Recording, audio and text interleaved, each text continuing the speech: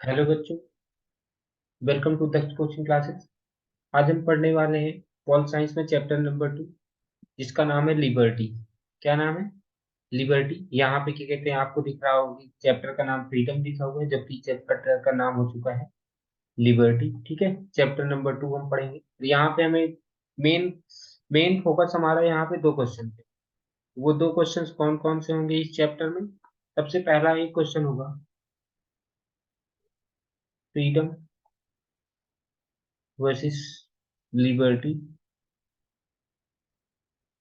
और दूसरा क्वेश्चन हमारा यहाँ पे होगा पॉजिटिव लिबर्टी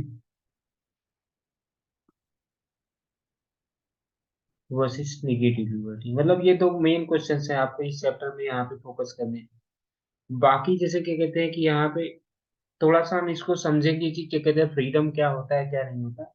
इसके लिए यहाँ से मैं शुरू करता हूँ। ठीक है, तो सबसे पहले द आइडियल ऑफ फ्रीडम। ये फ्रीडम का मतलब कि कॉन्सेप्ट कहाँ से है ये समझो। अगर हम देखें तो यहाँ पे याद करो तो आपने क्लास 10th में एक बुक चैप्टर पढ़ रखा होगा, long walk to freedom. Long walk to freedom एक बुक है, वो लिखा गया है किसके द्वारा? नेल्सन मंडेला के द्वारा। किसके द्वारा? Long walk to Freedom. क्या? Long walk to Freedom. ये एक बुक का नेम है जो किसके द्वारा लिखा गया है? नेल्सन मंडेला के द्वारा। और ये कहाँ के रहने वाले थे? याद करो तो ये रहने वाले थे साउथ अफ्रीका के। कहाँ के रहने वाले थे? साउथ अफ्रीका के रहने वाले। तो इन्होंने बुक लिखी थी किस किसके गवर्नमेंट, वो अपार्थाइड गवर्नमेंट के खिलाफ लिखी थी। अपार्थाइड गवर्नमेंट कौन वो लोग होते हैं? कौन सी गवर्नमेंट थी? जो डिस्क्रिमिनेशन करती थी, जो डिस्क्रिमिनेशन करती थी ऑन द बेसिस ऑफ, ठीक है, on the basis of colour वगैरह। तो ठीक है, तो इन्होंने एक बुक लिखी थी long walk to freedom. In his book he talks about his personal struggle against the apartheid regime in South Africa. तो इन्होंने अपार्थाइड रिजीम के अगेंस्ट के कहते हैं कि मतलब फ्रीडम के लिए ये सारी बातें इन्होंने अपनी बुक में उसमें बताई थी। इनको फ्रीडम के लिए क्या करना पड़ा, इन्होंने अपने हार्डशिप के बारे में उसमें बताया है। हम्म? इन्होंने ह्यूमिलिएशंस के बारे में, हार्डशिप के बारे में और पॉलिटिकल पुलिस ब्रुटलिटीज के बारे में जो भी सारी चीजें थी वो यहाँ पे बताया है। ठीक है, तो इन्होंने, हालांकि इन्होंने ब्लैक पीपल के साथ साथ में व्हाइट पीपल के लिए भी क्या कहते हैं उसमें बातें लिखी हैं लॉन्ग वॉक टू फ्रीडम में। ओके, तो इन्होंने फ्रीडम को कॉन्सेप्ट को बताया। फिर अगला एक और कहानी आती है। हाँ, मंडेला जो है वो 28 साल जेल में रहते हैं। मंडेला कितने साल जेल में रहते हैं? 28 साल। अपने 28 ईयर्स उन्होंने अपना जेल में स्पेंड कर दिए। ठीक है, जेल में स्पेंड कर दिए, ये सारी बातें यहाँ पर। बस इतना हमें ध्यान रखना है। फिर अगला दूसरा केस आता है गांधी जी की। क्या कहते हैं कि एक प्रकार से क्या कहते हैं कि, हाँ, now take another case Gandhi ji thoughts of non violence have been source of inspiration. इनके लिए क्या नाम है? आंग सान सू कई। आंग सान सू कई नाम है इनका। ठीक है, इन्होंने इनके लिए जो क्या कहते हैं कि जो इंस्पिरेशन थे वो कौन थे? गांधी जी थे। उन्होंने क्या कहते हैं गांधी जी, यानी कि ये भी नॉन वायलेंस का फॉलो करती थी। ये भी किसको फॉलो करती थी? नॉन वायलेंस के लिए थी। फिर क्या कहते हैं, ये कहाँ के रहने वाली थी? म्यांमार की रहने वाली थी। इनको हाउस अरेस्ट कर दिया था। हाउस अरेस्ट कर लिया था मतलब एक प्रकार से पॉलिटिकल प्रिजनर बना लिया था। इनको हाउस अरेस्ट कर लिया था किसने? मिलिट्री गवर्नमेंट ने। मिलिट्री गवर्नमेंट ने। और क्या कहते हैं कि unable to visit her husband when he was dying of cancer. अच्छा, ये अपने पति से मिलने भी ना जा पाई। जब क्या कहते हैं कि इनको हाउस अरेस्ट कर लिया गया था, ये अपने पति से मिलने ना जा पाई। जब क्या कहते हैं कि इनके पति कैंसर से मर रहे थे। Because she fear that if she left Myanmar to visit him in England. इनको डर था कि अगर वो एक बार इंग्लैंड चली गई अपने पति से मिलने के लिए, she would not able to return, तो दोबारा ये म्यांमार वापस नहीं वापस आ पाएंगे। तो इन्होंने भी एक बुक लिखी है। उस बुक का नाम है फ्रीडम फॉर फ्रॉम फियर। इन्होंने आंग सान सू कई ने लिखा है। आंग सान सू कई ने एक बुक लिखा है। कौन सा बुक लिखा हुआ है? इन्होंने बुक लिखा हुआ है फ्रीडम फ्रॉम फियर।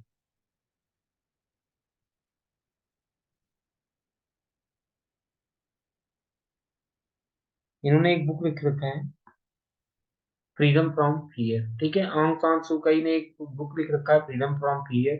तो इस बुक में इन्होंने बताया कि भैया जो फॉर मी रियल फ्रीडम है, इनके लिए जो फ्रीडम का डेफिनेशन था, इनके लिए जो फ्रीडम का डेफिनेशन था कि अगर किसी भी व्यक्ति को, अगर वो फियर से वो आजाद हो गया, अगर उसको फियर से वो आजाद हो गए, तो इसका मतलब क्या कहते हैं कि वो फ्रीडम है, ठीक है, वो उसको वो फ्रीडम।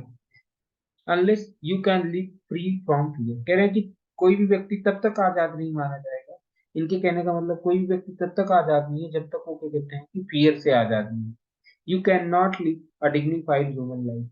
तुम तब तक क्या कहते हैं, जब तक, कह रहे हैं कि जब तक तुम क्या कहते हैं कि फियर से नहीं, नहीं अपना डर नहीं भगा पाओगे, या अपने डर से नहीं आजाद होते, तब तक क्या कहते हैं कि तुम डिग्निफाइड ह्यूमन लाइफ नहीं जी सकते। तो इनकी बुक का नाम याद रखना है, और इनका जो डेफिनेशन था इतना ध्यान रखना है इसमें। ओके, यहाँ तक बात आपको समझ में आ चुकी होगी। फिर अब सबसे पहला क्वेश्चन तो हमारे पास में यही आता है कि फ्रीडम क्या है। हाँ, तो सबसे पहला कॉन्सेप्ट क्या आता है कि व्हाट इज फ्रीडम। हाँ ठीक है, सबसे पहला क्वेश्चन अब हमारे पास में क्या आता है कि फ्रीडम क्या है। जब मैं बात करूंगा फ्रीडम का, तो भाई देखो फ्रीडम के अलग अलग मायने हैं। तो सबसे पहले अगर हम देखा जाए तो हम कह सकते हैं कि freedom is said to be exist. Freedom तक माना जाएगा exist when external constraints,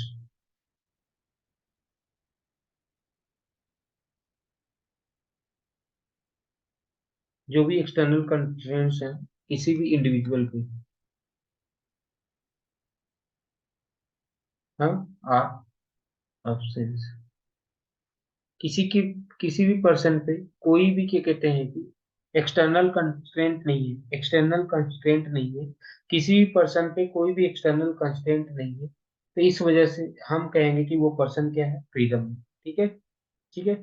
freedom का मतलब होता है अब्सेंस ऑफ एक्सटर्नल कंस्ट्रेंट। सीधी सी बात बोले, फ्रीडम का मतलब क्या है, अब्सेंस ऑफ एक्सटर्नल कंस्ट्रेंट। लेकिन इतना ही नहीं, एक्सटर्नल कंस्ट्रेंट, एक्सटर्नल कंस्ट्रेंट का अब्सेंस होना ही फ्रीडम नहीं है। एन इंडिविजुअल, कोई भी व्यक्ति कब, कोई भी व्यक्ति कब क्या कहते हैं कि कोई भी व्यक्ति कब फ्रीडम कहा, वो मतलब वो फ्रीडम कब कहलाएगा कि कोई भी व्यक्ति फ्रीडम में है। And individual could B consider, कोई भी व्यक्ति कब फ्री होगा, कोई भी व्यक्ति कब फ्री होगा, कंसीडर फ्री इफ ही और she is not subject to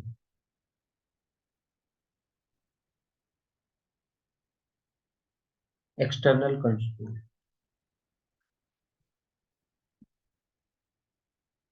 कोई भी व्यक्ति एक्सटर्नल कंट्रोल के बाहर and able to make independent decision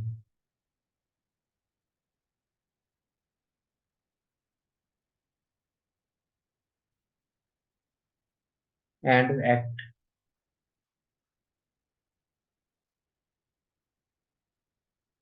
in an autonomous way. तो देखो, मैंने क्या बताया कि कोई भी व्यक्ति an individual could be considered free. कोई भी व्यक्ति तब फ्री कहा जाएगा, कोई भी व्यक्ति तब फ्री कहा जाएगा जब वो किसी भी एक्सटर्नल कंट्रोल में नहीं, एक्सटर्नल कंट्रोल उसके ऊपर कोई नहीं है, और वो अपना इंडिपेंडेंट डिसीजन बना सकता है। वो अपना क्या कहते हैं कि इंडिपेंडेंट डिसीजन ले सकता है, और साथ में ही वो ऑटोनॉमस तरीके से काम कर सकता है। ठीक है, तो इंडिपेंडेंस, यानी कि इतना बात समझ आया कोई भी व्यक्ति फ्री कब है। अब थर्ड पॉइंट, यहाँ पे एक चीज और ध्यान में रखने वाली बात है कि जब मैं बात करता हूँ फ्रीडम की, तो देखो फ्रीडम में दो चीजें होती हैं। फ्रीडम में एक कॉन्सेप्ट और है, एक तो है अब्सेंस ऑफ एक्सटर्नल कंसेप्ट है, अब्सेंस ऑफ एक्सटर्नल कंस्ट्रेंट है ही, लेकिन इसके साथ में ही क्या कहते हैं कि फ्रीडम और एक है, freedom is expanding the ability,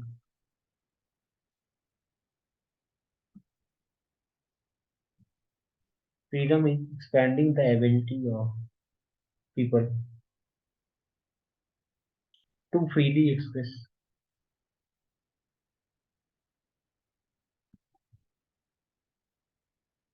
to freely express themselves and develop their potential.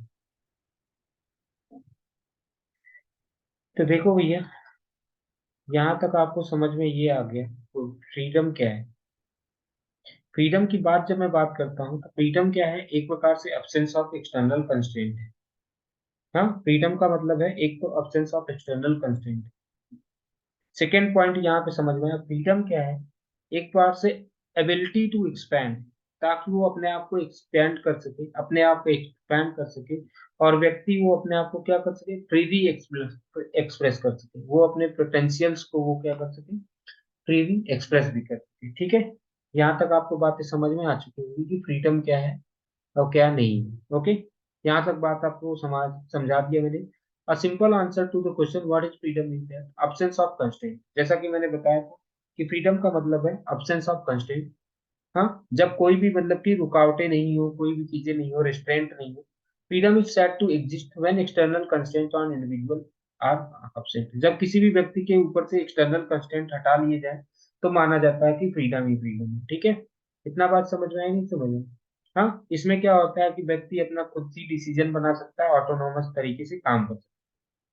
तो केवल और अच्छा, जब मैं बात करता हूँ कि अब्सेंस ऑफ कंस्ट्रेंट, तो वो केवल और केवल एक डायमेंशन की बात, अब्सेंस ऑफ कंस्ट्रेंट का मतलब केवल और केवल एक डायमेंशन की बात हो रही होती है। हाँ, freedom is in the sense of the people can develop their creativity and capabilities. तो सेकंड वाला जो अभी मैंने बताया कि फ्रीडम एक ऐसा भी कॉन्सेप्ट है जहां पे लोग आजादी से अपने व्यू को एक्सप्रेस कर सकते हैं, अपने आप को, थॉट को एक्सपैंड कर सकते हैं। Both these aspects of freedom, the absence of external constraint, जैसा कि हमने बताया था कि दो एस्पेक्ट है। कितने एस्पेक्ट हैं फ्रीडम के? दो एस्पेक्ट हैं। कौन कौन से हैं? एक था अब्सेंस ऑफ एक्सटर्नल कंस्ट्रेंट। हाँ, दो एस्पेक्ट हैं, ध्यान में रखना कि फ्रीडम के कितने एस्पेक्ट हैं, दो aspect. The absence of external constraint as well as the existence of conditions in which people can develop their talents. तो दूसरा क्या कहते हैं कि मतलब ये पहला तो है अब्सेंस ऑफ एक्सटर्नल कंस्ट्रेंट, दूसरा ऐसा कंडीशन होना चाहिए, ऐसा कंडीशन होना चाहिए जिसमें व्यक्ति खुद को डेवलप कर सके। हाँ, सेकंड क्या है कि ऐसा कंडीशन होना चाहिए जिसमें व्यक्ति खुद को डेवलप कर सके। ओके, यहाँ तक बात समझ में अब आपसे पूछा जा सकता है कि what is a free society. तो क्या पूछा जा सकता है, व्हाट इज फ्री सोसाइटी। तो जब मैं फ्री सोसाइटी का डेफिनेशन करूंगा तो यहाँ पे देखिए, अ free society would be one which enables all its members to develop their potential with the minimum social consent। तो फ्री सोसाइटी वो सोसाइटी होती है, फ्री सोसाइटी वो सोसाइटी होती है जहां पे क्या कहते हैं कि जहां पे जो वहां पे जो सोसाइटी अपने सारे के सारे मेंबर्स, अपने सारे के सारे मेंबर्स को क्या कर सकती है, उनको डेवलप करने का मौका देती है। फ्री सोसाइटी में क्या होता है, free society would be one which enable all its member, जितने भी इसके मेंबर्स हैं, जितने भी इसके मेंबर्स हैं, उनको क्या कहते हैं कि उनको ये मौका देती है कि वो अपने आप को डेवलप कर सके, और किसके डेवलप कर सके, विद मिनिमम सोशल कंस्ट्रेंट्स। उनमें क्या कहते हैं कि ज्यादा सोशल कंस्ट्रेंट नहीं, ज्यादा सोशल कंस्ट्रेंट नहीं। ओके, ओके, यहाँ तक बात समझ में आई। अब देखो, यहाँ तक आपको बात समझ में आ चुकी होगी, यहाँ तक आपको बात समझ में आ चुकी होगी। फिर आगे चलते हैं। नो इंडिविजुअल इन, तो हाँ भी, तो देखा जाए तो यहाँ पे आपको ये भी बात समझ में आ गई कि कोई भी इंडिविजुअल व्यक्ति है जो सोसाइटी में है, वो देखो टोटल अब्सेंस ऑफ कंस्टेंट तो नहीं हो सकता। हमें पता है कि क्या पूरे में टोटल अब्सेंस हो सकता है क्या कंस्टेंट, कंस्टेंट का टोटल अब्सेंट तो नहीं हो सकता, कुछ ना कुछ रिस्ट्रिक्शन तो होंगी ही, कुछ ना कुछ रिस्ट्रिक्शन तो होंगी ही होंगी। If it becomes necessary then to determine which total. हाँ, अब हमें ये समझने की जरूरत है, यानी कि हमें इतना तो सबसे पहले चीज अगर हमें देखें तो हमारे पास में दो कॉन्सेप्ट हैं। एक तो है कि हमारे पास में क्या है, अब्सेंस ऑफ कंस्टेंट।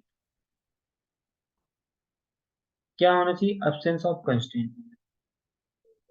दूसरा चीज हमने बताया कि हमारे पास में एक्सप्रेसिंग एबिलिटी होनी चाहिए।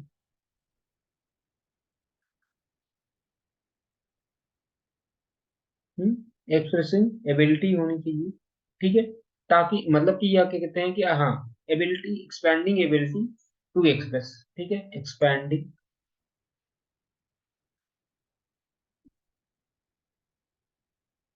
दी एबिलिटी, ये दो कॉन्सेप्ट मैंने बताया था of people to freely express, वो अपने आप को फ्रीली एक्सप्रेस कर सके ताकि वो अपने आप को डेवलप कर सके, ये दो चीजें हमने बताया।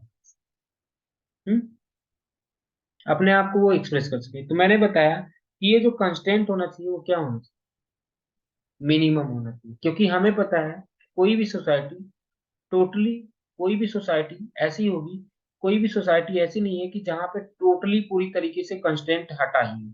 नहीं, कुछ ना कुछ तो कंस्टेंट होंगे ही होंगे, कुछ ना कुछ तो कंस्टेंट होंगे ही होंगे। लेकिन अब हमें यही यहाँ पे ध्यान में रखने की जरूरत है कि कौन से कंस्टेंट्स नेसेसरी हैं और कौन से कंस्टेंट नहीं नेसेसरी हैं। अब हमें ये समझना है, अब हमें ये समझना है कि कौन से कंस्टेंट नेसेसरी है और कौन से कंस्टेंट नहीं नेसेसरी। ओके, इतना बात समझ आए कि नहीं समझ आए?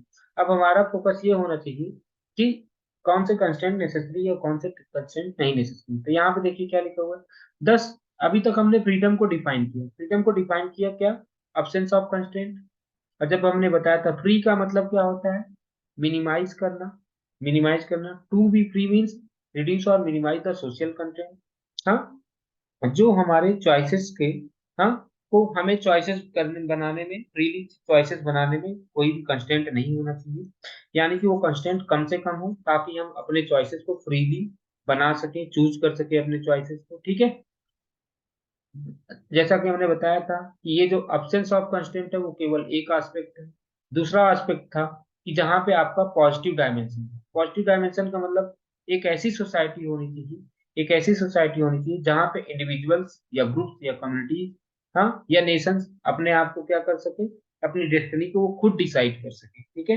हाँ, जब मैं फ्रीडम की बात करता हूँ तो फ्रीडम का मतलब होता है कि चाहे वो व्यक्ति हो, चाहे वो ग्रुप हो, चाहे वो कम्युनिटी हो, चाहे वो नेशन हो, वो अपने आप को क्या कर सके, वो अपना डेस्टिनी खुद डिसाइड कर सके, वो अपनी डेस्टिनी खुद डिसाइड कर सके। तो वहां पे हम मानते हैं फ्रीडम, यानी कि फ्रीडम में दो कॉन्सेप्ट है, यानी कि फ्रीडम में दो कॉन्सेप्ट हैं, ये बातें हमने समझ ली है। ओके, फ्री सोसाइटी का मतलब होता था, देखो यहाँ पे कि एक फ्री सोसाइटी क्या है, ये सारी बातें हम पढ़ चुके हैं।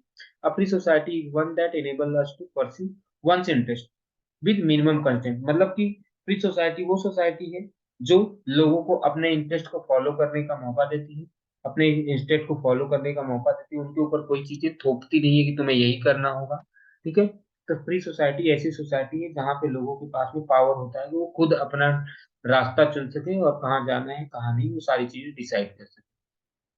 अब आता है the sources of the constant, तो ये कंस्टेंट आता कहाँ से, अगला क्वेश्चन यही है हमारे पास में कि सोर्सेस ऑफ द कंस्टेंट, ठीक है, कंस्टेंट ये आते कहाँ से। तो देखो, कंस्टेंट्स जो होते हैं वो आते हैं dominance, domination and external control, ठीक है। जितने भी रिस्ट्रिक्शंस या रिस्ट्रिक्शंस आते हैं या फ्रीडम ऑफ इंडिविजुअल पे, वो कहाँ से आते हैं, डोमिनेशन ऑफ एक्सटर्नल कंट्रोल, कहाँ से आते हैं, डोमिनेशन ऑफ एक्सटर्नल कंट्रोल की वजह से क्या कहते हैं कि आपको मिलेंगे। ओके, फ्रीडम जो होता है, फ्रीडम किसके द्वारा रिस्ट्रिक्ट किया जाता है, अगर मैं देखूं तो हमारा टॉपिक है अभी सोर्सेस ऑफ कंस्ट्रेंट।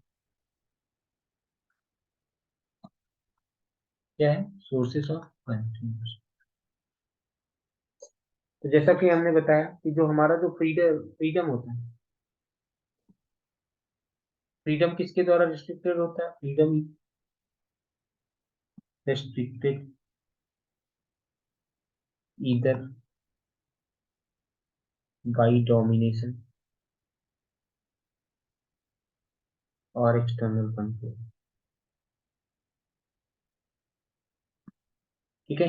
फ्रीडम जो होता है वो किसके द्वारा रिस्ट्रिक्टेड होता है, या तो डोमिनेशन के द्वारा या तो एक्सटर्नल कंट्रोल के द्वारा, ठीक है, ठीक है।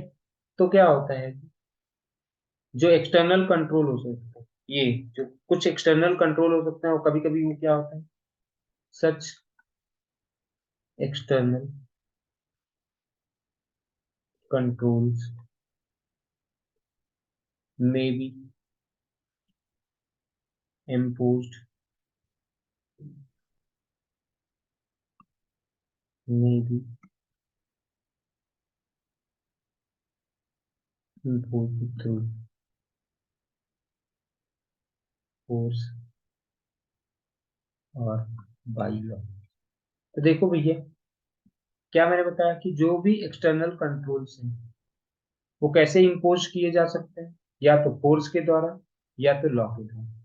समझ आया कि जो भी एक्सटर्नल कंस्ट्रोल, जो भी एक्सटर्नल कंस्ट्रेंट होंगी, जो भी एक्सटर्नल कंस्ट्रेंट या एक्सटर्नल कंट्रोल होंगे, उनको किसके थ्रू, या तो फोर्स के द्वारा लगाया जा सकता है या तो लॉ के द्वारा, या तो फोर्स के द्वारा लगाया जा सकता है या तो लॉ के द्वारा लगाया जा सकता है। ओके, तो अब देखो एक्सटर्नल हाँ, अब ये जो एक्सटर्नल कंस्ट्रेंट आए हैं, हाँ, ये जो एक्सटर्नल कंस्ट्रेंट आए हैं, यहाँ पे अब समझने वाली बात ये है कि जो ये एक्सटर्नल कंस्ट्रेंट आए हैं वो कहाँ से आए हैं, कैसे आए हैं।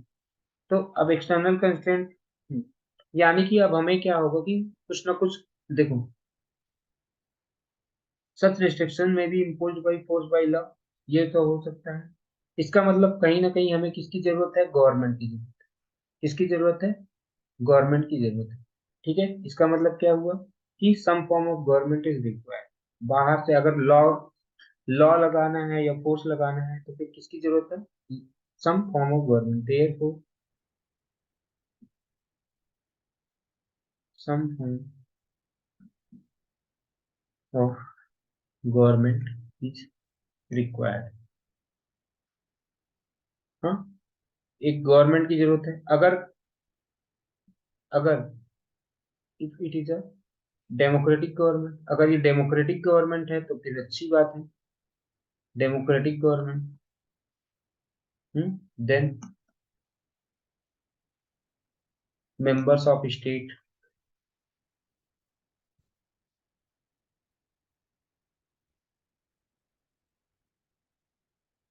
Can retain some control over their rulers। तो भैया, अगर वो, क्या कहते हैं, अगर मैंने क्या बताया कि अगर डेमोक्रेटिक गवर्नमेंट होगी तो कुछ ना कुछ कंट्रोल होगा, क्या कहते हैं कि उनका, उनके रूलर्स के ऊपर। ठीक है, ओके, यहाँ तक समझ में आ गया। यानी कि जो डेमोक्रेटिक गवर्नमेंट है, डेमोक्रेटिक गवर्नमेंट क्या करेगी, प्रोटेक्ट करेगी लोगों को। हाँ, डेमोक्रेटिक गवर्नमेंट क्या करेगी, लोगों के फ्रीडम को क्या करेगी, प्रोटेक्ट करेगी। ठीक है, डेमोक्रेटिक गवर्नमेंट क्या होती है कि प्रोटेक्ट करती है। That is why democratic government is considered to be important means of protecting the freedom of the people. यानी कि जो डेमोक्रेटिक गवर्नमेंट होती है ये लोगों फ्रीडम को प्रोटेक्ट करती है। ठीक है, democratic government is considered to be important means of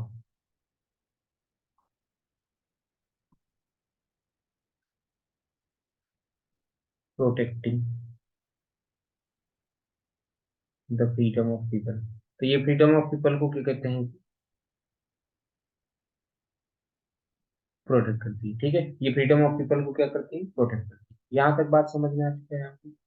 ठीक है, यहाँ तक आपको बातें सीधी सीधे सीधे समझ में आ चुकी हैं। But constraint from freedom can also result of, देखो, जो कंस्ट्रेंट होते हैं वो फोर्स के द्वारा भी आ सकते हैं। मैंने क्या बताया, कंस्ट्रेंट जो होते हैं वो किसके द्वारा आ सकते हैं, बाई फोर्स, या कंस्ट्रेंट हो सकते हैं बाई लॉ, या कभी कभी कंस्ट्रेंट जो हो सकते हैं बाई सोशल इनइक्वालिटी की वजह से भी आ सकते हैं। जो कंस्ट्रेंट हो सकते हैं वो किसकी वजह से आ सकते हैं, सोशल इनइक्वालिटी की वजह से आ सकते हैं, बाई इकोनॉमिकल इनइक्वालिटी की वजह से आ सकते हैं।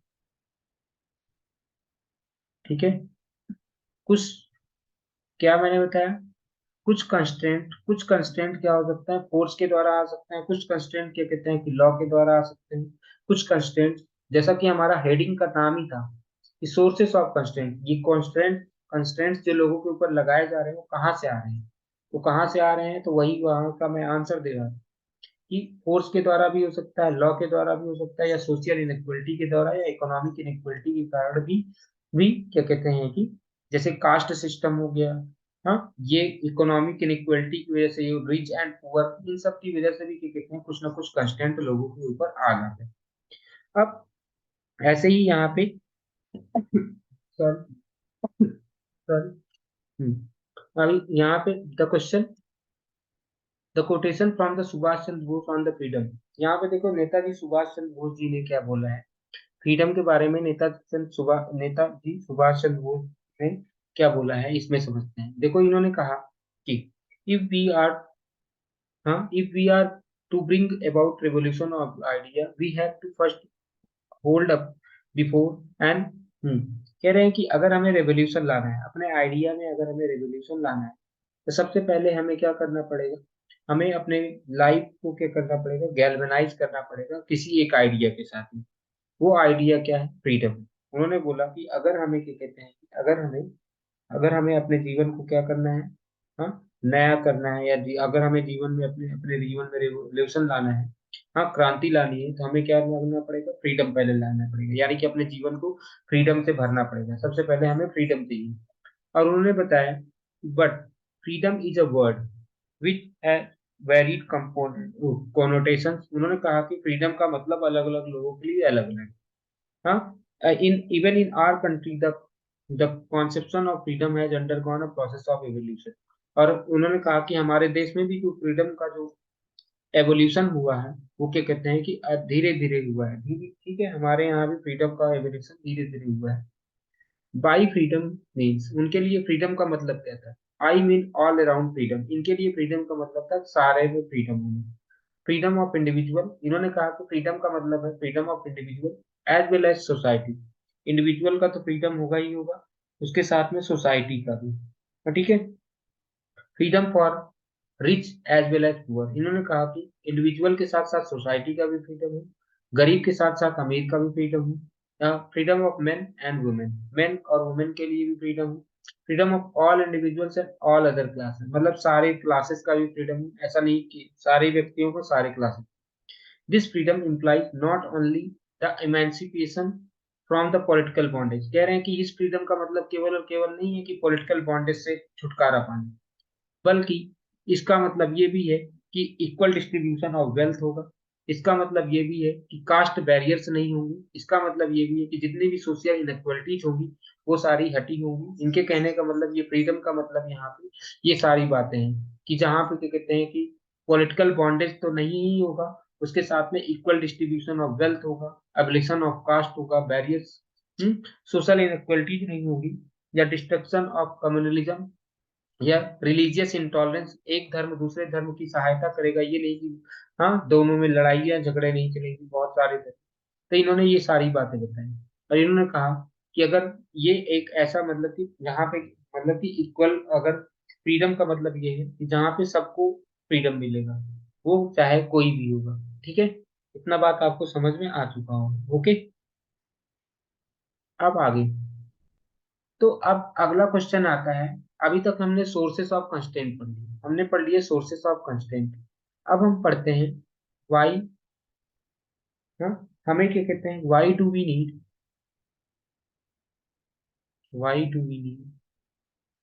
कंस्ट्रेंट, हमें कंस्ट्रेंट्स की जरूरत है।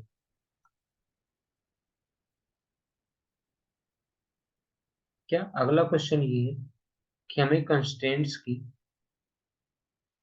जरूरत क्यों है। तो जब मैं बात करता हूँ कि कंस्ट्रेंट्स की जरूरत क्यों है, तो यहाँ पे फिर से वही बात, अगर सोचो अगर कंस्ट्रेंट नहीं होगा तो क्या होगा, अगर कंस्ट्रेंट नहीं होगा तो क्या होगा, अगर कंस्टेंट नहीं होगा तो फिर क्या कहते हैं कि बहुत ज्यादा यहाँ पे क्याओस हो जाएगा, ठीक है। विदाउट कंस्टेंट्स सोसाइटी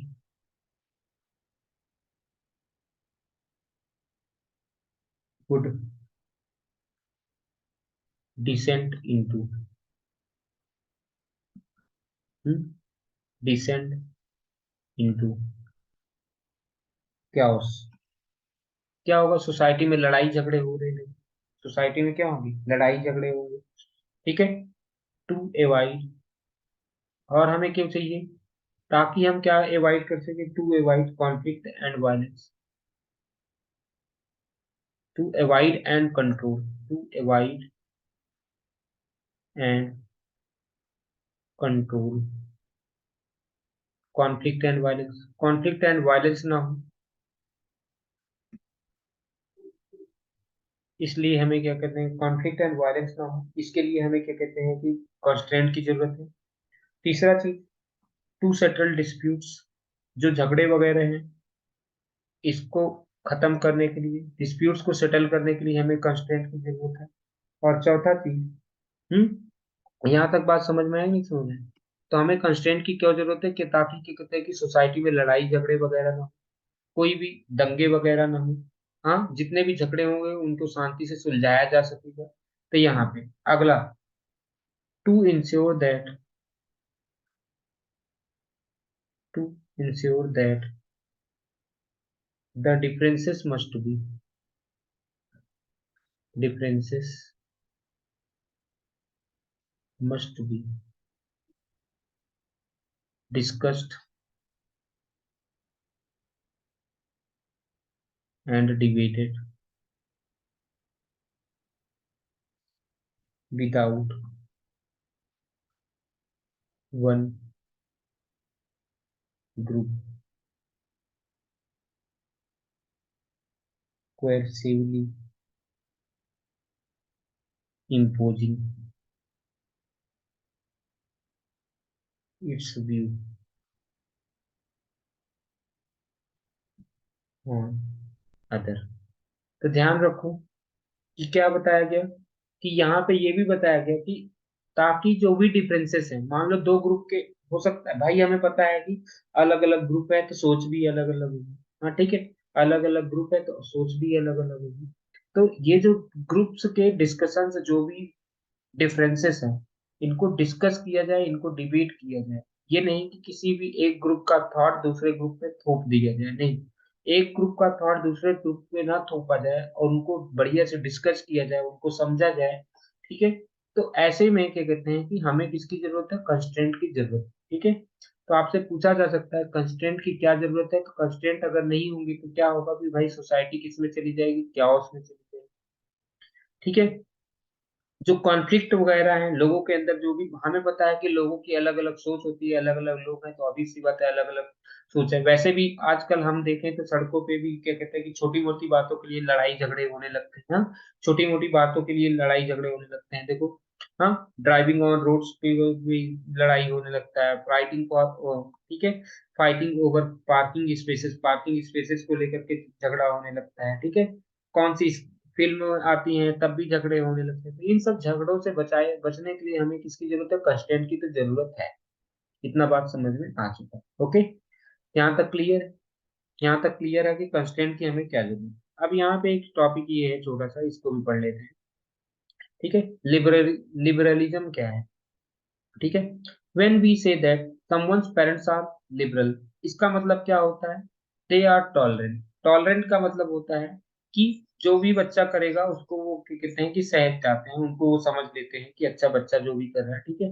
जब हम पॉलिटिकल आइडियोलॉजी में बात करते हैं, लिबरलिज्म का मतलब क्या होता है, तो लिबरलिज्म का मतलब यहाँ पे क्या कहते हैं कि टॉलरेंस तो है ही, टॉलरेंस तो है ही, लेकिन liberals have also often defended that right of a person to hold express opinions and beliefs even when they disagree with them। तो क्या कहते हैं कि यहाँ पे लिबरल्स क्या कहते हैं, लिबरल्स का मानना ये है कि जो राइट्स ऑफ पर्सन है वो होल्ड करना है, यानी कि इंडिविजुअलिटी पे ये ज्यादा फोकस करते हैं। लिबरल्स किस पे फोकस करते हैं, इंडिविजुअल फ्रीडम पे ज्यादा फोकस करते हैं। लिबरल्स किस पे फोकस करते हैं, इंडिविजुअल फ्रीडम पे ज्यादा फोकस करते हैं। कह रहे हैं कि rights of a person to hold and express his other, ओ हाँ, हिज और ओपिनियंस। लिबरल्स मानते हैं, लिबरल्स का मानना है कि ये पर्सन का राइट है कि वो अपने बातों को क्या कर सके, एक्सप्रेस कर सके, अपने ओपिनियन को एक्सप्रेस कर सके, अपने बिलीफ को एक्सप्रेस कर सके।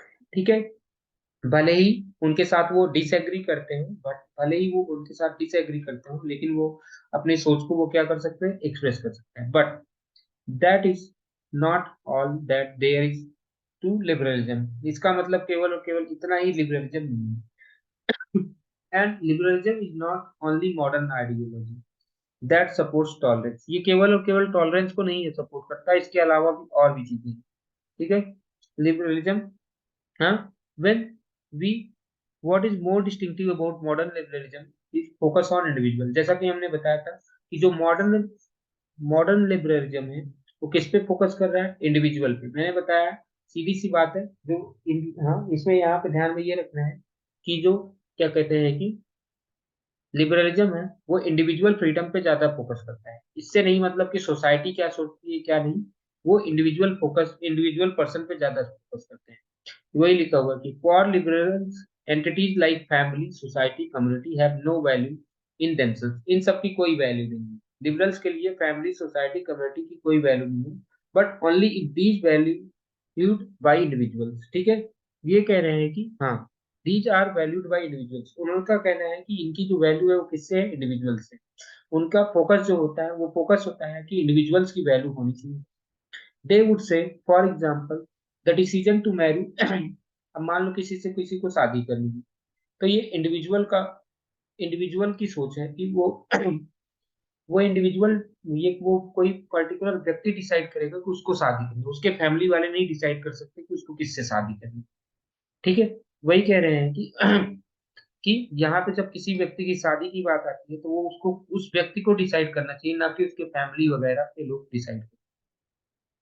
Liberals tend to give priority to individual liberty. जो लिबरल्स हैं वो इंडिविजुअल लिबर्टी को प्रायोरिटी देते हैं। किसको प्रायोरिटी दे रहे हैं, इंडिविजुअल लिबर्टी।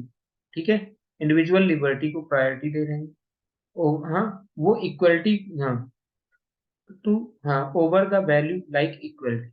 वो मतलब कि इंडिविजुअल किसी पर्टिकुलर व्यक्ति को, मतलब कि वो चाहते हैं हर व्यक्ति अपने तरीके से जिए।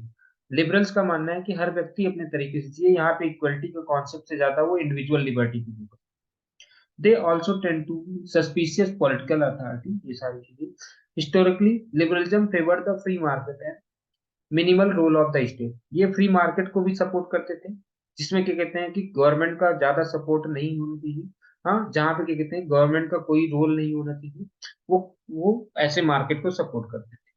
लेकिन जब अगर मैं आज की बात करूं तो देखो, जो आज के जो लिबरलिज्म है वो किसको मानते हैं, वेलफेयर ऑफ द स्टेट को मानते हैं। किसको मानते हैं, वेलफेयर ऑफ द स्टेट को मानते हैं। किसको मानते हैं ना, इनका रोल है किसमें, for welfare state and accept the need for measures to reduce वो सोशल एंड इकोनॉमिक इनइक्वलिटी। वो चाहते हैं कि वो एक वेलफेयर स्टेट हो जो लोगों के सोशल इनइक्वलिटीज और क्या कहते हैं कि इकोनॉमिक इनइक्वलिटीज को खत्म कर। ठीक है, यहाँ तक बात समझ में है। अभी हम लोग पढ़ रहे थे, अभी तक हमारा जो टॉपिक था याद करो, तो वहां पे था कि हमें कंस्ट्रेंट की जरूरत क्यों है। तो कंस्ट्रेंट की जरूरत क्यों है तो वो तो समझ में आ गया। लेकिन अब कुछ ऐसे भी कंस्ट्रेंट होंगे जिनको हम क्या कर सकते हैं, कुछ ऐसे भी कंस्ट्रेंट्स होंगे जिनको हम क्या कर सकते हैं, जो हमारे लिए सही होंगे। और लेकिन कुछ कंस्ट्रेंट ऐसे भी होंगे जो हमारे लिए क्या कहते हैं कि सही नहीं होंगे। हाँ, कुछ ऐसे भी कंस्ट्रेंट होंगे जो हमारे लिए एकदम सही होंगे, और कुछ कंस्ट्रेंट्स ऐसे भी होंगे जिन जो गलत होंगे। अब हमें समझना है कि कौन से कंस्ट्रेंट सही है, कौन से कंस्ट्रेंट गलत है। तो इसके लिए हार्म प्रिंसिपल बताया था, किसने बताया था, जेएस मिल ने। जेएस मिल, ठीक है। जेएस मिल ने किसका कॉन्सेप्ट दिया, इन्होंने जेएस मिल यानी कि जॉन स्टुअर्ट मिल ने एक बुक लिखी थी ऑन लिबर्टी। एक बुक लिखी थी ऑन लिबर्टी। उस उन्होंने क्या कहते हैं कि उसमें हार्म प्रिंसिपल के बेसिस पे ऑन लिबर्टी में हार्म प्रिंसिपल के बेसिस पे इन्होंने इस क्वेश्चन का जवाब दिया कि कौन से क्या कहते हैं कि कौन सी चीजें हमारे लिए सही हो सकती है, कौन से कंस्ट्रेंट सही है और कौन से कंस्ट्रेंट गलत है। तो इन्होंने दो कॉन्सेप्ट दिया। ठीक है, इन्होंने जेएस मिल ने कितने, हार्म प्रिंसिपल में दो कॉन्सेप्ट मिला आपको। सीधी सी बात है कि अगर कल को पेपर में आता है कि व्हाट इज हार्म प्रिंसिपल, तो हार्म प्रिंसिपल किसने दिया था, हार्म प्रिंसिपल। ये जो हार्म प्रिंसिपल है ये दिया गया है जेएस मिल के द्वारा। जेएस मिल मतलब जॉन स्टुअर्ट मिल। ठीक है, जेएस मिल का मतलब जॉन स्टुअर्ट मिल। इन्होंने क्या कहते हैं कि इन्होंने किस पे, ऑन लिबर्टी, इन्होंने एक बुक लिखी थी या ऐसे लिखा था, बुक या ऐसे बोल लो, उसमें क्या कहते हैं कि इन्होंने ये बताया। तो हार्म प्रिंसिपल में इन्होंने दो चीजें बताई। एक इन्होंने बताया self regarding action, self regarding action. इन्होंने एक्शंस को, जितने भी इंसानों के काम है उसको दो पार्ट में डिवाइड कर दिया। इंसानों के जो काम है उसको कितने पार्ट में डिवाइड कर दिए? दो, सेल्फ रिगार्डिंग एक्शन, और दूसरा बना दिया कि कहते हैं कि अदर रिगार्डिंग एक्शन। ठीक है, तो सेल्फ रिगार्डिंग एक्शंस कौन से होते हैं? अदर रिगार्डिंग एक्शंस कौन? सेल्फ रिगार्डिंग एक्शंस वो एक्शंस होते हैं जिसका कंसेक्वेंसेस क्या होता है, किसी भी पर्टिकुलर उसी व्यक्ति के ऊपर होता है जो काम कर रहा हो।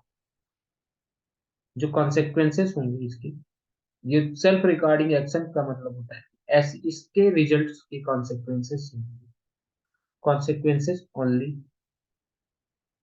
फॉर द इंडिविजुअल, उस व्यक्ति के लिए इसका कॉन्सिक्वेंसेस है।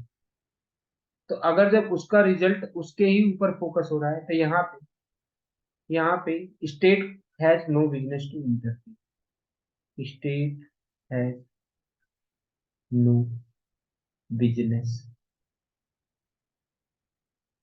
To interfere. ठीक है, जब जो व्यक्ति काम कर रहा है उसके अलावा किसी और को इफेक्ट नहीं हो रहा है। हाँ, जो व्यक्ति काम कर रहा है इसको सेल्फ रिगार्डिंग एक्शन बोलते हैं। इसका मतलब होगा कि इसका जो व्यक्ति काम कर रहा है उसका बुरा प्रभाव या जो भी अच्छा या बुरा प्रभाव जो भी पड़ेगा उस व्यक्ति के ऊपर पड़ेगा। तो इसका मतलब हो गया कि स्टेट का इसमें कोई भी रिस्ट्रिक्शन नहीं है कि वो उस पर जाकर के टोके कि तुम ये क्यों कर रहे हो। दूसरा आता है कॉन्सिक्वेंसेस फॉर अदर्स। कुछ ऐसे भी व्यक्तियों के काम होते हैं जिनकी वजह से दूसरों के ऊपर भी इफेक्ट पड़ता है।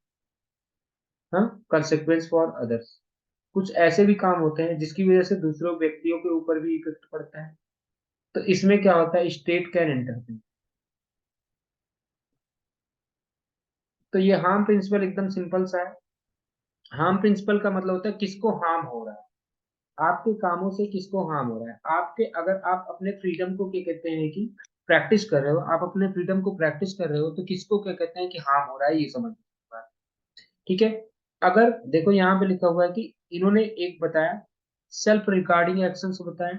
सेल्फ रिगार्डिंग एक्शंस कौन से? Those actions that have consequences only for the individual actor and nobody else। मतलब कि ये होता है कि सेल्फ रिगार्डिंग एक्शन में केवल उसको अफेक्ट होता है जो काम करने वाला होता है। जैसे अगर मैं अगर कहीं पे पढ़ाई कर रहा हूँ तो इससे मेरा केवल मेरा इफेक्ट, तो मेरे अलावा नहीं। अगर मैं कोई चीज सोच रहा हूँ तो उसमें मैं अगर मेरी चीजें अगर केवल मुझे अफेक्ट करती है तब इसमें सरकार को कोई भी वो एक्शंस लेने की जरूरत नहीं है। On the other regarding action में क्या होगा? ऐसे एक्शंस होंगे, ऐसे काम होंगे जिनका रिजल्ट दूसरों के ऊपर भी प्रभावित। तो उन्होंने बताया कि हार्म प्रिंसिपल ये कहता है कि भाई अगर हम इंडिविजुअल रिगार्डिंग एक्शन का, ठीक है, या सेल्फ रिगार्डिंग एक्शंस जो होंगे, यहाँ पे स्टेट क्या होगा कि no business to interfere, state को नहीं करना चाहिए इंटरफेयर कर। हाँ, इसका मतलब क्या हुआ? जैसे कहते नहीं कि ये मेरा बिजनेस है, ये मैं अपना काम कर रहा हूँ, तुम मुझे जो मन करेगा मैं करूंगा। हाँ, ये अगर ये किसी को इफेक्ट नहीं करता तो फिर कोई भी मतलब नहीं है कि वो क्यों हमारे यहाँ इंटरफेयर करे। ठीक है, अगर हम जो काम कर रहे हैं वो किसी और को इंटरफेयर नहीं कर रहा, वो किसी और की आजादी नहीं छीन रहा, तो फिर क्या कहते हैं कि हम क्यों इंटरफेयर करें। ठीक है, और वहीं पे क्या कहते हैं कि दूसरा जो है जिसका कॉन्सिक्वेंसेस दूसरों के ऊपर पड़ रहा है, जिसके कॉन्सिक्वेंसेस दूसरों के ऊपर पड़ रहे हैं, उसमें क्या कहते हैं कि उसमें इंटरफेयर कर सकते हैं, उसमें स्टेट को इंटरफेयर करना पड़ेगा। ठीक है, यहाँ तक ये दो कॉन्सेप्ट यहाँ पे बताया, दो कॉन्सेप्ट बताया गया, क्या क्या चीजें हैं, कौन कौन सी। हाँ, जो कुछ ऐसे काम होंगे जो दूसरों को अफेक्ट करेंगे, कुछ ऐसे काम होंगे जो दूसरों को अफेक्ट नहीं करेंगे।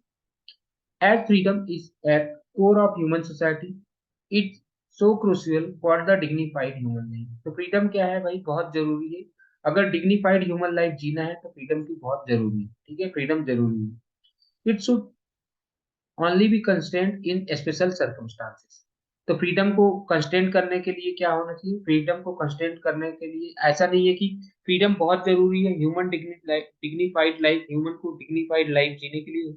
हाँ, ह्यूमन को क्या कहते हैं कि डिग्निफाइड लाइफ जीने के लिए किसकी जरूरत है? बहुत ज्यादा जरूरी है, क्या नाम है, क्या कहते हैं कि हाँ हाँ, क्या कहते हैं कि फ्रीडम तो जरूरी है लेकिन अब फ्रीडम में कंस्टेंट लगेंगे। अब वो कंस्टेंट कब लगने चाहिए? स्पेशल सर्कमस्टांसेस, जब किसी को बहुत ज्यादा हाँ, किसी के फ्रीडम से दूसरे को अफेक्ट बहुत ज्यादा हो रहा है, तभी जाकर के उस पर सर्कमस्टांसेस लगने चाहिए, या कभी तब उस पर कंस्ट्रेंट लगनी चाहिए। जब एक व्यक्ति का फ्रीडम दूसरे व्यक्ति के फ्रीडम को क्या कहते हैं कि नुकसान पहुंचाने लगे, तब उसके ऊपर कंस्ट्रेंट लगने चाहिए, नहीं तो कंस्ट्रेंट नहीं लगने चाहिए। ओके, यहाँ तक बात समझ में आए? The harm caused must be serious for minor harm. Mill recommends only social disapproval. उन्होंने कहा कि अगर कम हार्म होता है तो हमें सोशल डिसअप्रूवल करना चाहिए, ठीक है। वहां पे फोर्स बाई लॉ नहीं होना चाहिए। अब किसी ने मान लो कि रात में गाने वाने बजा दिए, हाँ, रात में गाने बजा दिए, अब इसका मतलब ये नहीं कि आप पुलिस केस कर दोगे। वहां पे क्या होना चाहिए, उसमें पुलिस नहीं इन्वॉल्व होनी चाहिए। उसमें क्या होना चाहिए, उसको जा करके बोलना चाहिए भैया आप गाने वगैरह बंद कर दो। उसको समाज में क्या कहते हैं सोशल डिसअप्रूवल करना है वहां पे उस टाइम पे उसको क्या कहते हैं पुलिस को इन्वॉल्व नहीं करना है, ठीक है। They should indicate their disapproval of inconvenience. ये बता दें कि भाई आपके गाने से मुझे प्रॉब्लम हो रही है, तो इसलिए आपको अपना गाना थोड़ा सा स्लो कर लो, ये सारी बातें करनी। ये नहीं कि वहां पे पुलिस, तो यानी कि माइनर डिसअप्रूवल, यानी कि जब फ्रीडम, एक व्यक्ति का फ्रीडम दूसरे के फ्रीडम को अगर माइनर तरीके से अफेक्ट कर रहा है, पूरी, हाँ, बुरे तरीके से नहीं अफेक्ट कर रहा है, तो वहां पे आपको को जो फोर्स, हाँ, फोर्स नहीं करना है, वहां पे चीजों को फोर्स नहीं करना है, वहां पे सिंपली क्या कहते हैं कि सिंपली जाकर के सोशल डिसअप्रूवल करना है। This is the minor harm and should only provoke social disapproval. तो क्या कहते हैं कि जो माइनर हार्म होता है उसमें सोशल डिसअप्रूवल की जरूरत है, उसमें लीगल पनिशमेंट की जरूरत नहीं है। लेकिन लेकिन कुछ ऐसे भी मामले होंगे जहां पे क्या कहते हैं कि लेकिन कुछ ऐसे भी मामले होंगे जहां पे क्या कहते हैं कि लोगों को लीगल एक्शंस लेने पड़ेंगे। हाँ, लीगल एक्शंस भी लेने चाहिए जब क्या कहते हैं कि बहुत सीरियस हार्म होगा। जब सीरियस हार्म होगा तब हमें वहां पे लीगल एक्शंस की जरूरत होगी, वहां पे हमें क्या कहते हैं कंस्ट्रेंट की जरूरत है, ठीक है। ठीक है, सीरियस हार्म में क्या कहते हैं कि लोगों को क्या कहते हैं कि, हाँ, सीरियस हार्म के लिए लोगों को किसकी जरूरत है, अगर कोई भी बहुत ज्यादा क्या कहते हैं कि, तो उसके लिए हमें जरूरत है क्या कहते हैं लीगल पनिशमेंट की, ठीक है।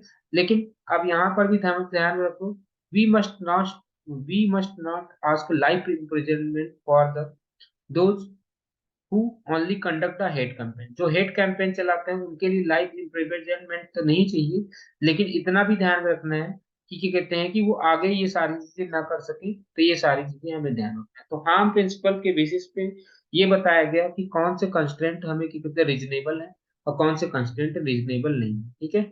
यहाँ तक बात आपको समझ में आ चुकी है। अब हमारा जो मेन फोकस है यहाँ पे, हमें एक समझना है इसमें चैप्टर में सबसे इम्पोर्टेंट फ्रीडम।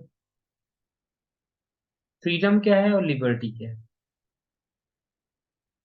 तो कभी कभी लोगों को भैया फ्रीडम और लिबर्टी अलग वो सेम लगता है, जबकि फ्रीडम और लिबर्टी दो अलग अलग चीजें हैं। फ्रीडम और लिबर्टी दो अलग अलग चीजें हैं, तब हमें यही समझना है कि फ्रीडम क्या है और लिबर्टी क्या है। ओके, फ्रीडम और लिबर्टी में डिफरेंस समझना है, तो सबसे पहला देखिए, सबसे पहला डिफरेंस समझ, जो फ्रीडम वर्ड आया है ये इंग्लिश वर्ड से, freedom come from English word,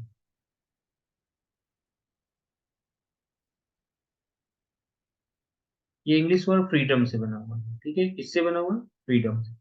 जिसका मतलब क्या है, जिसका मतलब होता है विच मीन्स, ये बहुत इंपॉर्टेंट क्वेश्चन है, okay, which means state of free will,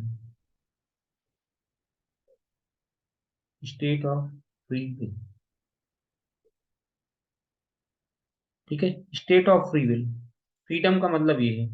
वहीं पे जब मैं बात करता हूँ लिबर्टी की, तो लिबर्टी कहाँ से आई, लिबर्टी कम्स फ्रॉम,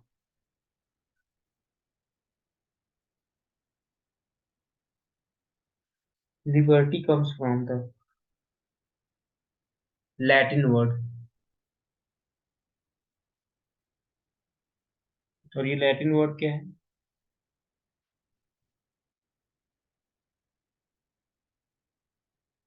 लिबरे, लिबरटैटम। इसका मतलब क्या होगा, विच मीन्स, इसका मतलब था condition of a free man, ये बताते condition of a free man,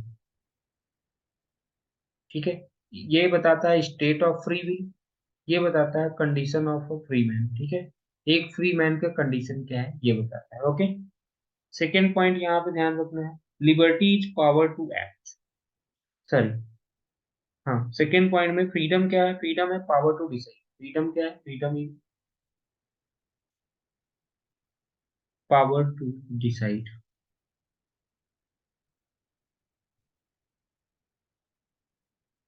once action. Freedom क्या होता है, किसी भी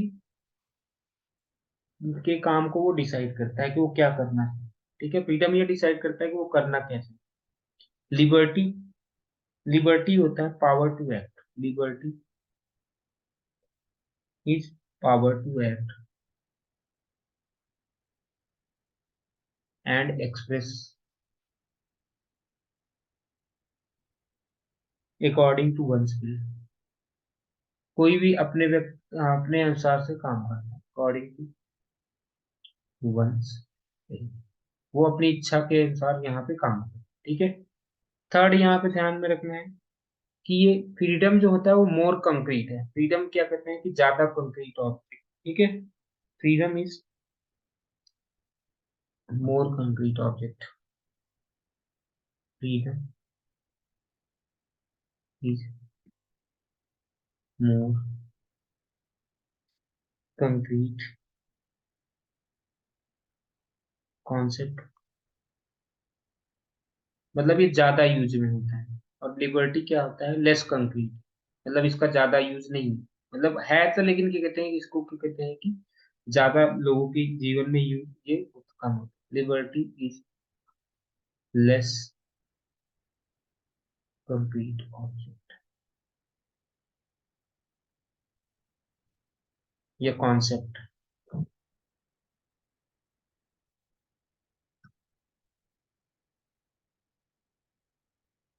इसका मतलब क्या हुआ, इसका मतलब ये हुआ कि जब मैं बताता हूँ कि हाँ, फ्रीडम या लिबर्टी की जब मैं बात कर रहा हूँ कि कौन सा चीजें ज्यादा है, हाँ, तो इसका मतलब क्या हुआ कि जो यहाँ पे ये जो फ्रीडम है ना, फ्रीडम क्या कहते हैं कि इंडिविजुअल के बजाय, फ्रीडम जो होता है, लिबर्टी एक प्रकार से इंडिविजुअल के ऊपर फोकस करती है। लिबर्टी एक प्रकार इंडिविजुअल के ऊपर फोकस करती है, जबकि फ्रीडम जो होता है वो बाकी लोगों के, अपने साथ साथ में बाकी लोगों के ऊपर भी फोकस करती है। इसका मतलब ये मोर कॉन्क्रीट कॉन्सेप्ट का मतलब ये हुआ कि फ्रीडम जो है वो अपने साथ साथ में और भी ज्यादा लोगों के ऊपर भी फोकस करती है, जबकि लिबर्टी जो होती है, लिबर्टी इंडिविजुअल के ऊपर फोकस करती है। लिबर्टी किसके ऊपर फोकस करती है, इंडिविजुअल के ऊपर फोकस करती है। ओके, यहाँ तक बात समझ में है। चौथा, चौथा चीज समझना कि ये किसको बता रही थी, कंडीशन ऑफ फ्री मैन को बता रही थी। ये कंडीशन ऑफ फ्री मैन को, लिबर्टी क्या होती है, कंडीशन ऑफ फ्री मैन को बताती है। और दूसरा चीज हमने बताया ये पावर टू एक्ट को बता रही है। क्या है, पावर टू एक्ट।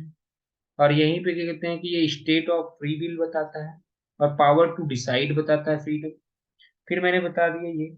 अब यहाँ पे ये बताता है फ्री टू डू समथिंग, यानी कि ये बताता है जो अगला जो कॉन्सेप्ट है यहाँ पे, ये बताता है कि भैया फ्री फ्रॉम समथिंग, ये बताता है कि हम बाकी चीजों से आजाद हो चुके, फ्री फ्रॉम समथिंग, बाकी चीजों से।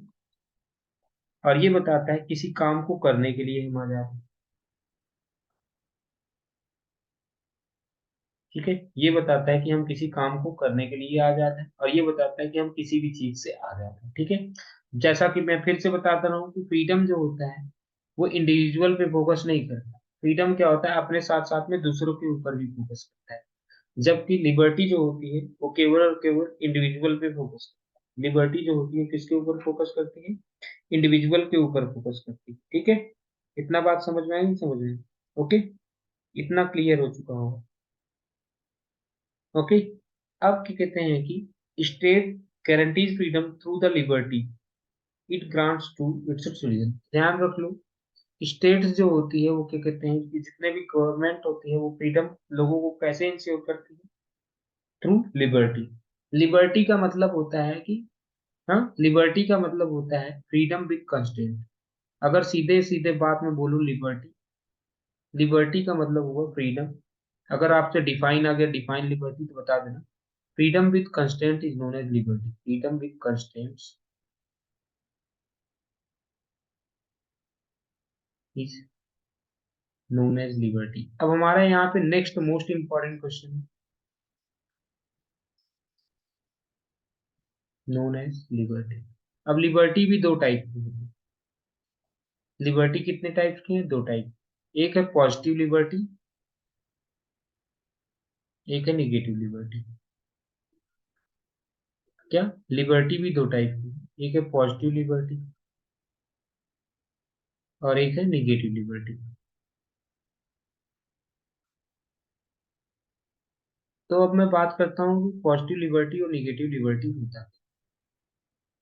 तो याद करो, शुरू में हमने बताया था लिबर्टी या फ्रीडम क्या होता था। फ्रीडम का मतलब अब्सेंस ऑफ कंस्ट्रेंट। तो ये जो अब्सेंस ऑफ कंस्ट्रेंट है ना, ये एक प्रकार से negative liberty. Absence of constraint ही क्या है? Negative liberty. जब मैं बात करूंगा निगेटिव लिबर्टी की, तो वो अब्सेंस ऑफ कंस्ट्रेंट की ही बातें बता है। ठीक है। जब मैं बात करता हूँ कि निगेटिव लिबर्टी क्या होती है, तो ये बताता है कि absence of constraint, freedom as absence of constraints।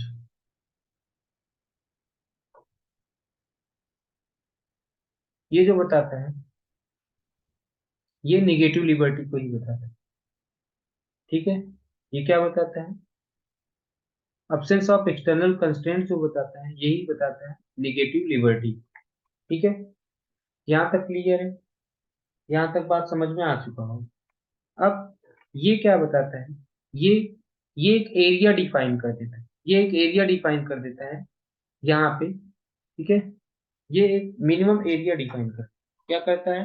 Negative liberty क्या करती है कि एक मिनिमम एरिया डिसाइड कर देती है कहाँ पे क्या कहते हैं कि ये चीजें लागू होने वाली है। ठीक है। यहाँ तक बात समझ में आई? नहीं समझ में? इट डिफाइंस द पर्सनल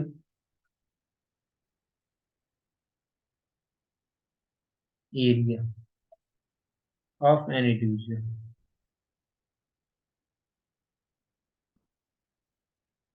किसी भी एक व्यक्ति का क्या कहते हैं कि ये पर्सनल एरिया डिफाइन कर देता है। हाँ, पर्सनल एरिया डिफाइन कर देता है। हाँ ठीक है। In which, in which the individual, individual would be inviolable. ठीक है। ये क्या बता देता है? ये बता देता है एक पर्सनल एरिया। निगेटिव लिबर्टी एक पर्सनल एरिया डिसाइड कर देता है जिसमें इंडिविजुअल क्या होता है? इनवायलेबल होता है, जिसमें उसके वो मतलब कि वो जो चाहे वो कर सकता है। ठीक है। जो भी वो व्यक्ति जो भी चाहे वो कर सकता है, जो भी वो बनना चाहे वो बन सकता है। ठीक है। ठीक है। यहाँ तक बात समझ में आएगी? समझ में? ओके। ये ये जो मिनिमम, ये यहाँ पे क्या कहते हैं कि अच्छा, इसमें अगर मैं बात करूं नेगेटिव लिबर्टी में, there is no external authority, there is no external authority. यहाँ पे कोई एक्सटर्नल अथॉरिटी नहीं है। ठीक है। यहाँ पे कोई भी एक्सटर्नल अथॉरिटी नहीं है। ओके। चौथा पॉइंट, चौथा पॉइंट अब यह ध्यान रख लेना, बहुत इंपॉर्टेंट क्वेश्चन है, ये पेपर में पूछा जाएगा नहीं।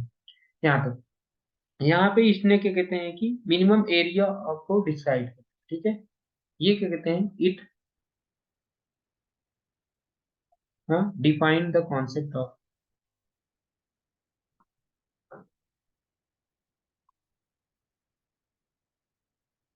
Minimum area of non interference. इसको मिनिमम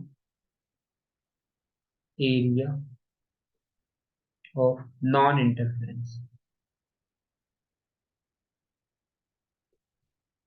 नॉन इंटरफेरेंस के जो एरिया है, ये कॉन्सेप्ट है। Minimum area of non interference वो एरिया जहां पे मतलब किसी व्यक्ति को इंटरफेयर नहीं किया जा सकता। ये कॉन्सेप्ट किसने बताया? निगेटिव लिबर्टी ने ही बताया। ये कॉन्सेप्ट किसने बताया? निगेटिव लिबर्टी ने ही बताया। ठीक है। ठीक है। अब बेसिकली अगर देखा जाए तो ये क्वेश्चन हमें क्या करता है, बेसिकली अगर देखा जाए तो ये क्या करता है कि हमें basically, it basically ask us over what area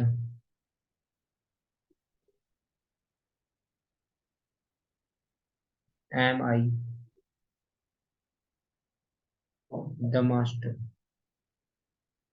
मतलब यहाँ का इसका जो मेन क्वेश्चन ये है कि कितने एरिया के लिए मैं मास्टर हूँ, मतलब जिसपे क्या कहते हैं कि मैं कोई भी चीज मतलब कि डिसाइड कर सकता हूँ। कह रहा है कि कहाँ तक मैं अपनी चीजों को खुद डिसाइड कर सकता हूँ, ये निगेटिव लिबर्टी बताता है। निगेटिव लिबर्टी बताता है कहाँ तक की चीजों को मैं खुद डिसाइड कर सकता हूँ, जिसमें कोई भी इंटरफेयर नहीं करेगा, कोई भी इंटरफेयर नहीं करेगा। ओके, ठीक है। इतना बात समझ आया नहीं समझ, यहाँ तक समझ में आ गया होगा। अब इसमें ध्यान रख लो, निगेटिव लिबर्टी की जब मैं बात करता हूँ तो इसके बहुत सारे सपोर्टर्स भी होंगे। निगेटिव लिबर्टी के कॉन्सेप्ट को सपोर्ट करने वाले लोग कौन कौन।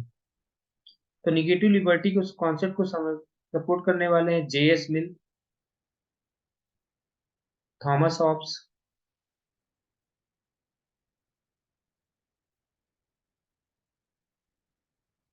ठीक है।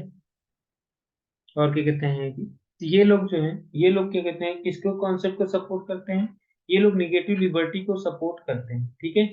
यहाँ तक बात आपको समझ में आ चुका होगा, यहाँ तक क्लियर है। हाँ, और फिर क्या कहते हैं कि एडम स्मिथ, जॉन लॉक, ये लोग क्या कहते हैं निगेटिव लिबर्टी को सपोर्ट करने वाले हैं। जॉन लॉक और ये, अब यहाँ पे क्या कहते हैं कि इसका एग्जाम्पल अगर हम देख लें तो क्या कहते हैं कि जैसे इसमें अगर हम इसका जो एग्जाम्पल देख लें निगेटिव लिबर्टी की, तो जैसे कि कहते हैं कि अगर हम देखें तो जो ड्रेस पहनते हैं वो कौन डिसाइड करता है। हाँ, जब हम क्या कहते हैं कि जो हम ड्रेस पहन रहे हैं तो ये कौन डिसाइड करता है, हम डिसाइड करते हैं, बाहर वाले डिसाइड, हम डिसाइड करते हैं कि हमें क्या पहनना है क्या नहीं पहनना है, ठीक है। तो ये सब क्या हुआ, निगेटिव लिबर्टी की कॉन्सेप्ट आ। फिर अगला आता है पॉजिटिव लिबर्टी।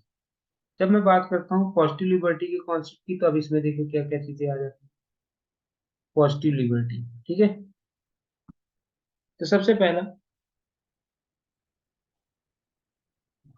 ये किस की बात करता है, ये बात करता है एक्सपेंशन ऑफ अपॉर्चुनिटी। ये बताता है कि freedom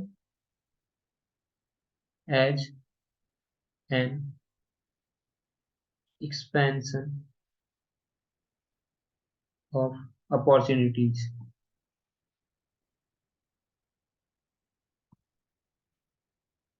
to express one's self. ये बताता है कि फ्रीडम एक प्रकार से अपॉर्चुनिटी है।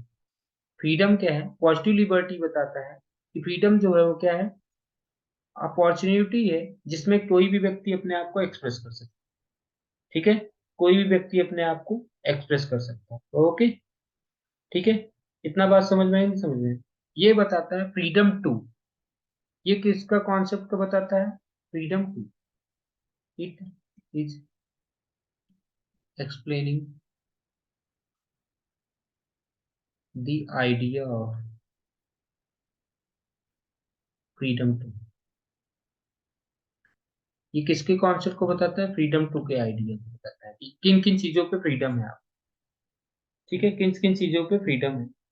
और ये इंडिविजुअल और सोसाइटी के बीच के रिलेशनशिप को भी बताता है, ठीक है। ये किस में बताता है, ये इंडिविजुअल और सोसाइटी के रिलेशनशिप को भी बताता है, ठीक है। It is concern with the relationship, it is concerned with the relationship between individual and society। Individual और सोसाइटी के रिलेशनशिप को भी ये बताता है। क्या मैंने बताया, इंडिविजुअल और सोसाइटी के बीच के जो रिलेशन होगा ये भी बताता है, ओके। यहाँ तक बात समझ में आएगी समझ में, ठीक है। फ्रीडम जो होता है फ्रीडम यहाँ पे सॉरी पॉजिटिव लिबर्टी जो होता है वो इंडिविजुअल और सोसाइटी के बीच के रिलेशनशिप को बताता है। यहाँ पे ये इंडिविजुअल की बात नहीं करता, जैसा निगेटिव लिबर्टी में इंडिविजुअल पे फोकस करता है। हाँ, निगेटिव लिबर्टी में क्या होता था, इंडिविजुअल पे फोकस करता था, वहां पे सोसाइटी के रिलेशनशिप की बात नहीं करते। यहाँ पे ये क्या करता है, हमेशा कंडीशंस को इम्प्रूव करने की कोशिश करता है। ये हमेशा क्या कहते हैं, कंडीशंस को क्या करता है, इम्प्रूव करने की कोशिश करता है। Okay, focuses on improving the condition, focuses on improving the condition such that there are fewer constraints.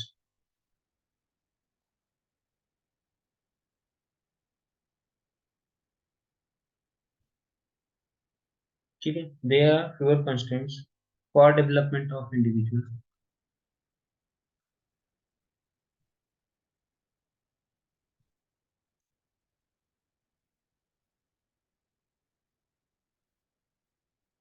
ठीक है, तो यानी कि इन्होंने कहा कि भाई, इन्होंने ये कहा कि ये ऐसे कंडीशंस को बनाने की कोशिश करते हैं, यानी कि जो पॉजिटिव लिबर्टी होती है, पॉजिटिव लिबर्टी हमेशा ऐसे कंडीशंस को बनाने की कोशिश करेगी ताकि सोसाइटी में कम से कम, ताकि सोसाइटी में कम से कम कंस्ट्रेंट हो जो लोगों के डेवलपमेंट में क्या कहते हैं कि बाधा बने, मतलब कि लोगों को डेवलपमेंट में कम से कम कंस्ट्रेंट ही पार्टिसिपेट कर सके।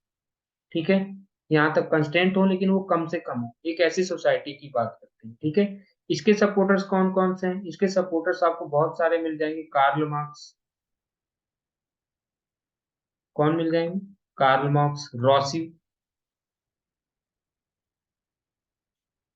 कार्ल मार्क्स, रॉसी, और साथ में महात्मा गांधी जी भी मिल जाएंगे आपको।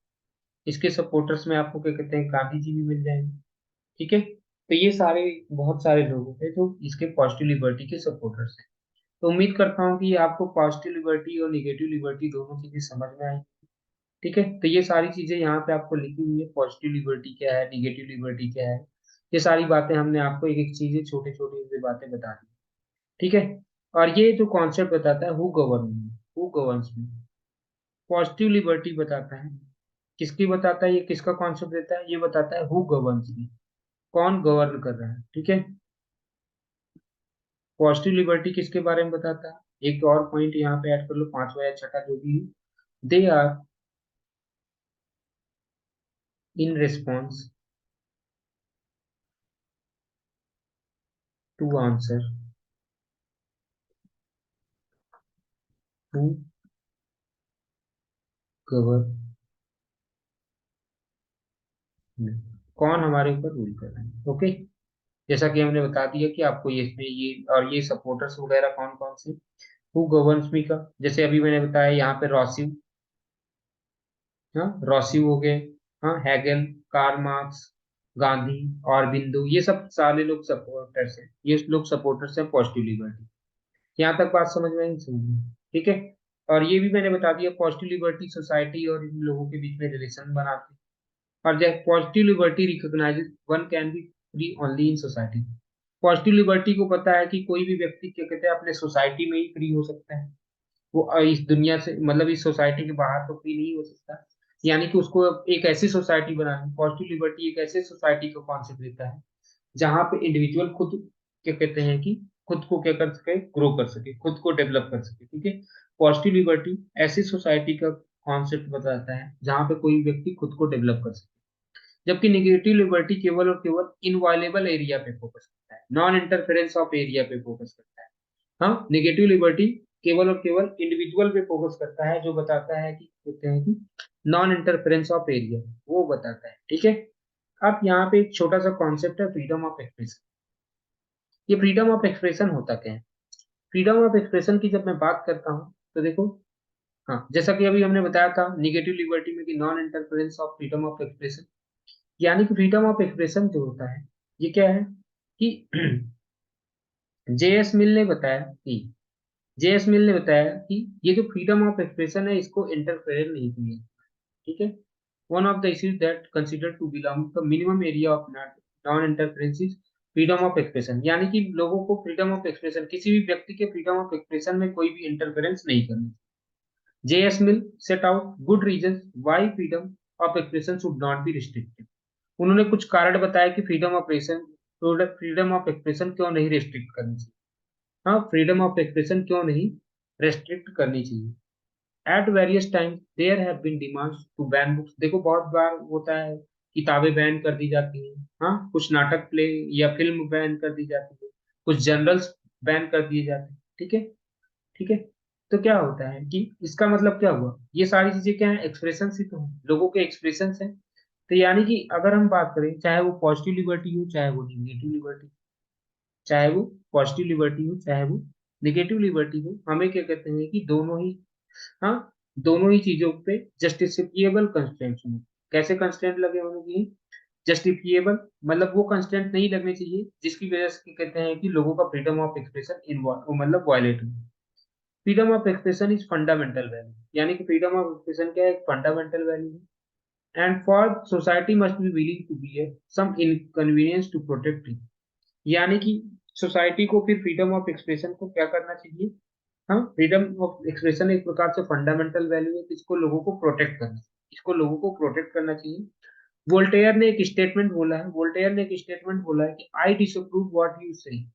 तुम जो कहोगे उसको मैं डिसअप्रूव करूंगा, मतलब उस पर राजी नहीं हो सकता, लेकिन I will defend to you right to say it. मतलब कि तुम्हें कहने का मौके तुम्हारे, ये नहीं कि मैं तुम्हें चीजों को कहने नहीं दूंगा, मतलब तुम कहो, तुम्हारे नहीं कहने के लिए मैं अपने मतलब कि कहते हैं कि मतलब कि अपने डेथ तक भी मैं तुम्हारे साथ खड़ा हूँ कि तुम्हें कहने का मौका होना चाहिए, तुम्हारा राइट टू से है, क्या तुम्हें कहने का मौका है।